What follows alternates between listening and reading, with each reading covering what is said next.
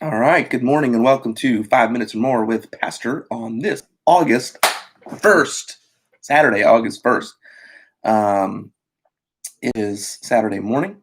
It is cool and cloudy, although it's supposed to get pretty nice today. That is one of the reasons I have on a zip up hoodie right now because we opened our windows here in our house this morning. And so it is cool. Good morning to those of you that are watching. I hope you're having a good morning wherever you be. And just wanted to share a really quick word of encouragement with you from Psalm 81. And then also at the very end of this, give you a little bit of information about our upcoming new family night. Especially if you weren't in our small group on Wednesday. I'm going to send out an email here shortly about family night. But Psalm 81, I want to read verse 10. You may have heard it before. Psalm 81 verse 10 says, I am the Lord thy God, which brought thee out of the land of Egypt. Open thy mouth wide, and I will fill it. This is not almost, this is a promise of God that's designed to encourage his followers. It's one of the things it's designed to encourage us to do is it's encouraging us to pray and to ask him to fulfill our needs. It's almost in this verse like God is giving his resume, saying, "Hey, there's nobody better than me to pray to. There's nobody better than me who can fulfill your needs." Look at verse 2. He says, "I'm the Lord thy God." It's me. That's me. I'm the Lord thy God, which brought thee out of the land of Egypt. If you guys want to remember all of those things. And he just says, open your mouth wide and I will fill it. It's a reminder. Hey, I'm the one who did all of those miracles back in the days of Abraham, and I haven't changed one bit. I can still do those things today. Here's also something. It's not just that he can answer our prayers. It's that he wants to. He wouldn't put that in there if he didn't want to. Now, granted, we understand that every prayer isn't going to be answered with a yes. Every prayer is not going to be answered in the affirmative. But here we have God saying, I can and I want to." Um, this is said that this is George Mueller's favorite verse in the entire Bible. And if you don't know who George Mueller is, I encourage you at least to go Google him when we're done here and find out a little bit more about him. If not, I really think there's every Christian should take a moment and at least read a small biography on the life of George Mueller. George Mueller one time said these words. He says, "The beginning of anxiety is the end of faith, and the beginning of true faith is the end of anxiety." Faith does not operate in the realm of the possible. Faith begins where man's power ends. George Mueller was one time, at times, referred to as the modern day apostle of prayer.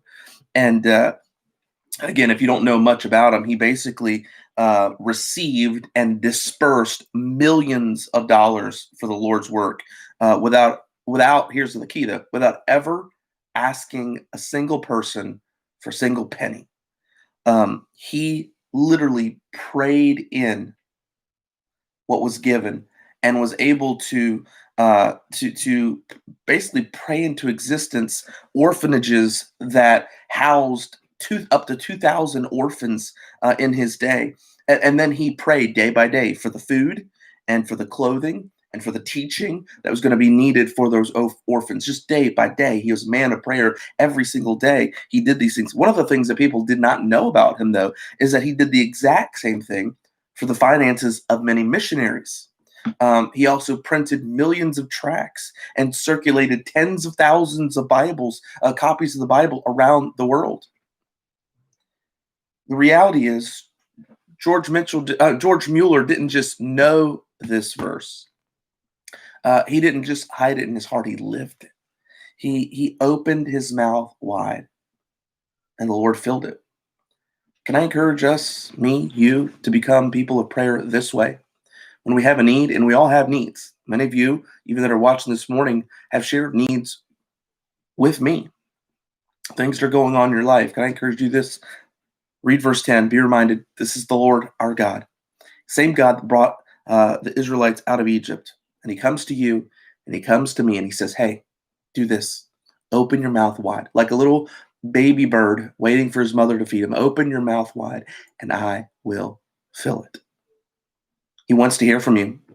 He wants to answer your prayers, and he can. Will you turn to him? Will you open your mouth wide so that he can fill it? I hope I do. I hope you do as well. And I hope you have a great Saturday.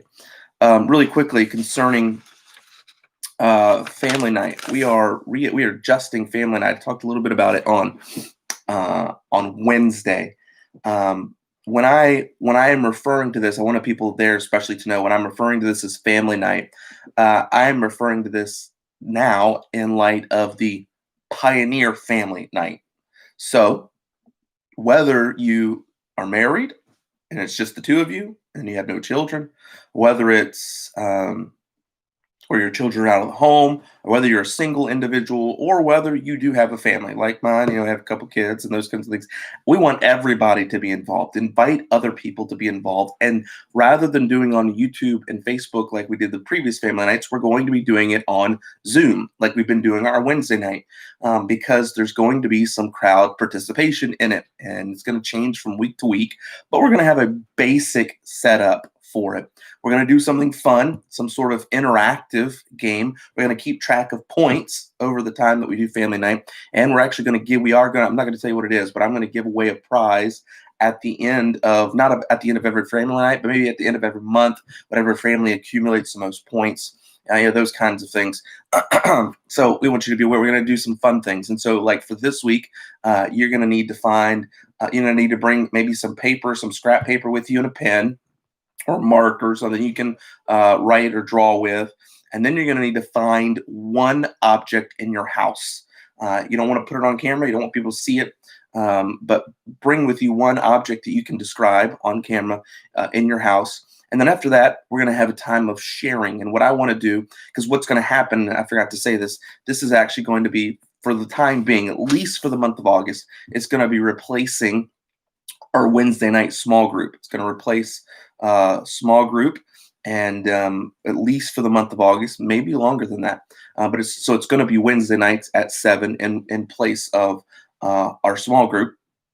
And so after we do the fun time, we're going to have a time of sharing. And so part of the reason I'm putting this out on Saturday is because what I would like every single one of us to do is to take note of something on Sunday, whether it's in the Sunday morning message or whether it's in the Sunday evening message or something like that, something that the Lord has spoken to your heart about or been working in your heart about on that Sunday, not just whatever, but just on that Sunday, something that you thought was interesting or want to share, because oftentimes that's what small group is for us. We'll talk about the Sunday sermon. And so I want to still implement part of that into family night. And so take note of those things on Sunday.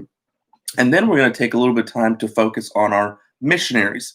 I even asked one of our missionaries to join us at the end and talk a little bit about what's going on with them and their ministry, have an opportunity for us to ask them some questions, and then also for us as a church to consider some ways that we can help them during this time. I think it'd be good for our Pioneer family to do that. So it's going to be revamped a little bit, but I still think it'll be a fun and enjoyable time. That's on Wednesdays at 7, so do not miss out. We'll see you guys then. I hope you have a good rest of the Saturday. We'll talk to you later.